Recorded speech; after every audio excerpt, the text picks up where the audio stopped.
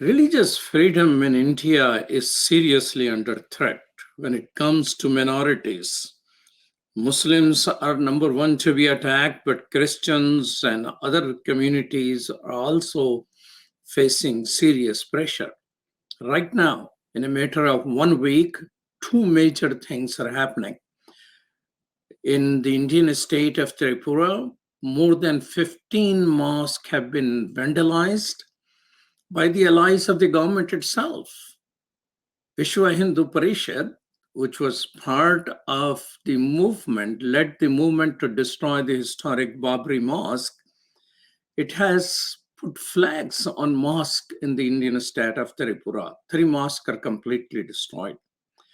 And thousands of miles away, but next to capital of India, Delhi, for several weeks, these same groups, Vishwa Hindu Parishad, Bajrang Dal, and other 22 organizations, are campaigning and disrupting prayers by Muslims. What is going on? Why there is such a serious attack on religious freedom? We have someone who has been an activist, documented cases of mob lynching, yes, lynching. No, it's no longer the South 60, in American South of the 60s. In India, right now, people are being lynched. He's documenting cases of mob lynching, hate crimes, and Islamophobia since 2017. Muhammad Asif Khan. Assalamu alaikum. Walaikum assalam. Welcome to Muslim Network TV. So tell us what is happening in Tripura right now. Uh, Let me talk about how it started. 2 weeks back, there was violence against minority Hindu community in Bangladesh, and few Hindu community their houses were attacked in Bangladesh 2 weeks ago. So Vishwa Hindu Parishad, which is just a right-wing Hindu extremist outfit, they started protest in Tripura. Tripura is a state in the India, in northeast India, which is located at Indo-Bangladesh border. So during that protest, they started attacking the Muslim community of the Tripura. Like as you said, more than 15 mosques have been vandalized, three mosques have been set on fire, and many shops, Muslims property have been attacked. Their houses were under fire, and stone were pelted by the VHP and other right-wing Hindu extremist mob. So it has been happening since more than 1 week. Unfortunately, Indian media, mainstream Indian media, Indian political parties, or international media do not pay any attention to this horrific situation. Since it does not draw any kind of attention into media, nobody knows about it. And the information which is coming out of Tripura is very less. I mean, we do not have that kind of much information regarding the situation, because recently state police has issued a statement by saying that whoever is spreading any kind of inflammatory or provocative information, we will take action against that person. So people are afraid. They are not giving any kind of information, and in international or national media, Indian national media is not very much interested to covering such these incidents. So basically, whatever happened to Hindu minority in Bangladesh, the Hindutva group in India are taking revenge from the Indian Muslims for that violence. But in Bangladesh, by the way, BBC has a report about what's happening in Tripura of incidents. So they mention several mosques and things like that. So although news is completely out from Indian media, international media, at least BBC has some news. Other places are more or less silent. But, in the case of Bangladesh, uh, Bangladesh has taken a swift step. Police used firing to stop those Muslims who were attacking the Hindu temple. 5 Muslims died in there, while there were only two Hindus were injured by or died because as a result of mob attacking them. But they have arrested 500 people, including the person who is accused of placing the Quran on the in the temple, which was used as a pretext to do those things. So Bangladeshi government has very thoroughly taken an action. What actions the Indian government has taken to protect those mosques? Not only Bangladesh government, in fact, their own celebrities, influential people, and their society has taken very good stand on this violence. They have appealed for the peace, and they insisted that the people who were indulged in mob violence should be arrested as soon as possible. And I think more than 450 people were arrested by the government and law enforcement agencies in Bangladesh.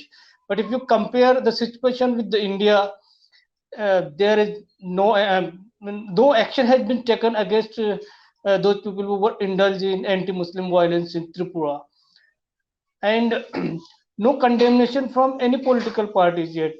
The Prime Minister of India or the Chief Minister of Tripura or the opposition leaders in India did not pay attention to the situation.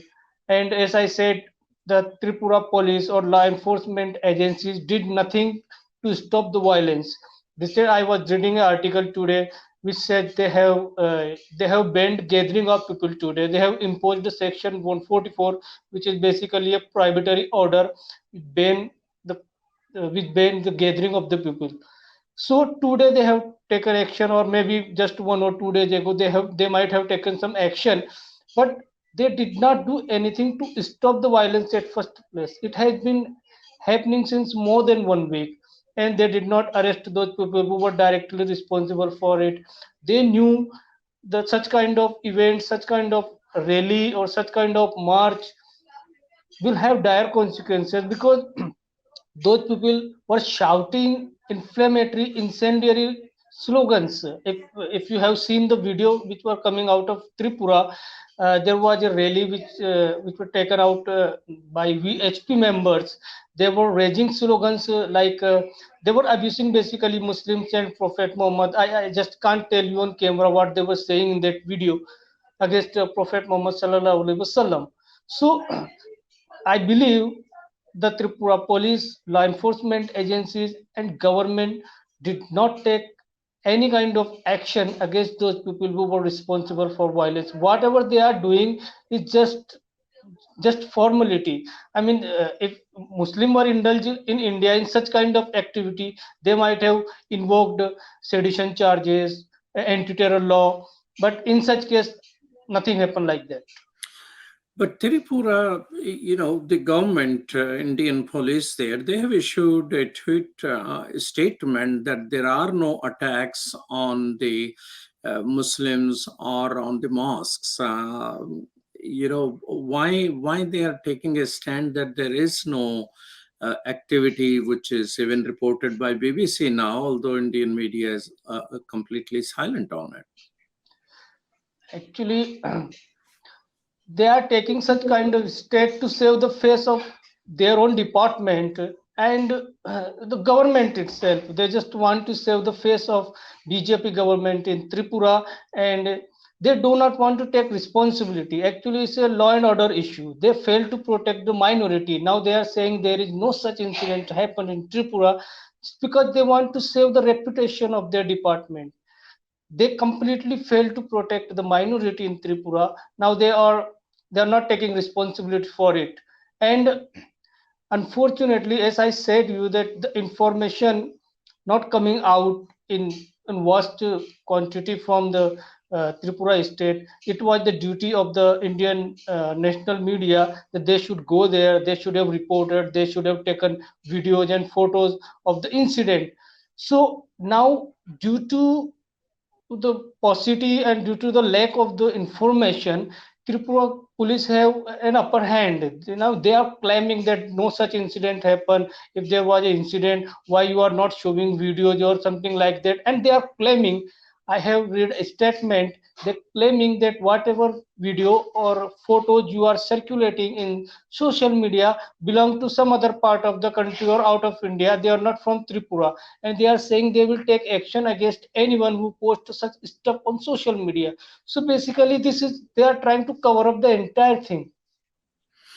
Tell us this. I mean, BBC report this morning about Tripura, and they do mention several mosques by name and organizations, Muslim organizations who are informing them. But they have photos of Vishwa Hindu Parishad carrying out a procession with their names on it. And they mention Vishwa Hindu Parishad and Bajrang Dal. Tell us, isn't this Vishwa Hindu Parishad the same group which led the campaign to demolish historic Babri Mosque?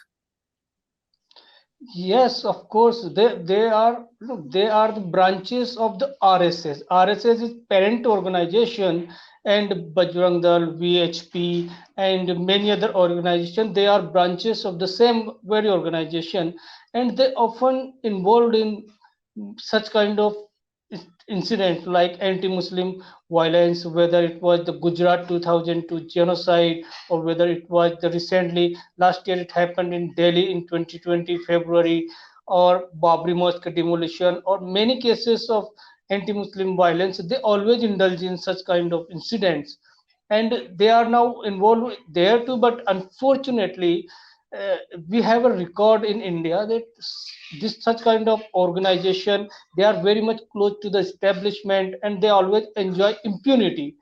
Government, law enforcement agency never take strict action against them. This is the reality. And in contrast of, I will just give you an example. Just few days ago, I think on 25th of October or 24th of October, there was a match, cricket match between India and Pakistan in the T20 World Cup. India lost that match to Pakistan, and few students or few individual persons in Uttar Pradesh, they celebrated the victory. They allegedly celebrated the victory, and now government is saying that we will invoke sedition case against those Muslim or those Kashmiri students who allegedly supported or celebrated Pak's victory over India. So you see the contrast. Those people who actually indulge into violence, they enjoy impunity. They do not booked or they do not arrested under draconian laws like sedition, UAPA, or something else. But when it comes to the Muslim, even a mere WhatsApp status or Facebook post can attract draconian laws like UAPA or NSA or seditions, etc. Well, thank you so much, Asif Khan, for your bravery, although you're not disclosing where you are in India, but I understand it is important for the safety. And thank you so much for standing up for peace and justice in India. Thank you. Assalamu alaikum. Walaikum salam. Thank you so much, and Muslim MNTV Network for providing me this opportunity so that I can talk about the situation of Indian Muslims on your platform. Thank you. You're welcome.